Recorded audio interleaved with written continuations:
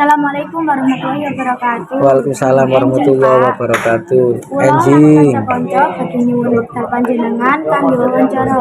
Nggih, monggo.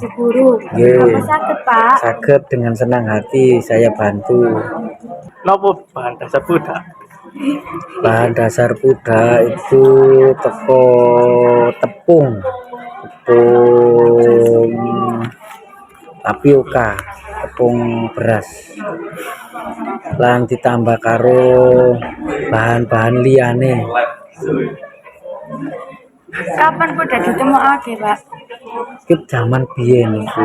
Budak itu merupakan makanan tempo dulu yang digunakan untuk kebutuhan-kebutuhan tertentu sehingga bisa diawetkan. Tetapi sekarang budak itu jadi makanan khas Gresik.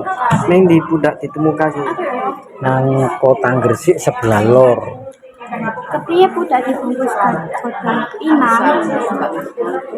Karena godhong pinang itu bisa bertahan lebih lama, rodok suwe diawetno sehingga sing cocok panganan budak itu dibuntel karo godhong pinang. Napa sing biasane ngonsumsi budak?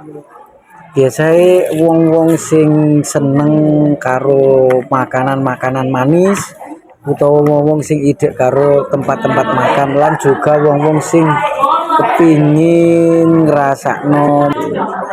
Kados pundi cara gawe budak?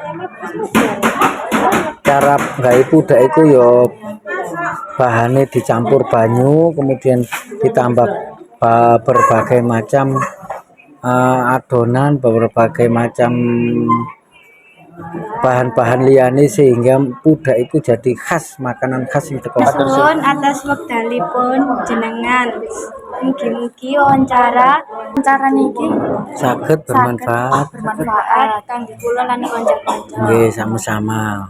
Assalamualaikum warahmatullahi wabarakatuh.